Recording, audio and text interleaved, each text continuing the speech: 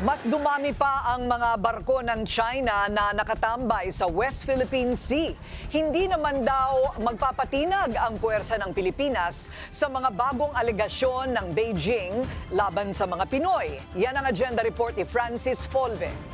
Patuloy ang pag-monitor ng AFP sa mga barko ng China sa loob ng West Philippine Sea. Sa pinakahuling datos ng Philippine Navy mula March 1 hanggang March 31, aabot sa 40 barko ng China ang kanilang namataan, kasama ang 8 PLA Navy vessel at 14 na China Coast Guard vessel na nasa Bajo de Masinloc, 6 na CCG vessel sa Ayungin Shoal, 7 PLA Navy vessel at 5 CCG vessel sa bahagi ng Sabina Shoal. Mas mataas ito kumpara sa 19 na Chinese vessel na nadokumento ng AFP noong Pebrero.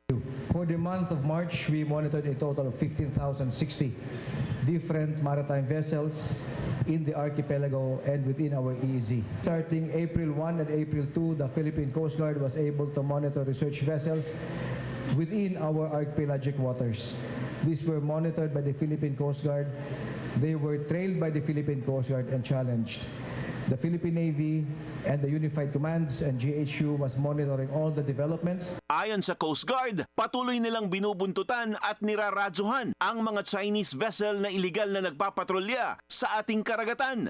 Ayaw muna magkomento ng AFP tungkol sa 3 Pinoy na nakakulong sa China dahil sa umano'y pag-espiya. Pero giit nila, kailanman ay walang intelligence agency ang sandatahang lakas ng Pilipinas. Ayon sa mga nakakakilala sa 2 lalaki at isang babae na hinuli ng China, dating scholar sila doon at piniling magtrabaho sa China para makatulong sa pamilya sa Pilipinas. Wala rin daw ni isa sa 3 ang may military background. As to the 3 Filipinos who were allegedly conducting espionage in mainland China, I would like to politely defer to the appropriate government agency for an official statement on that.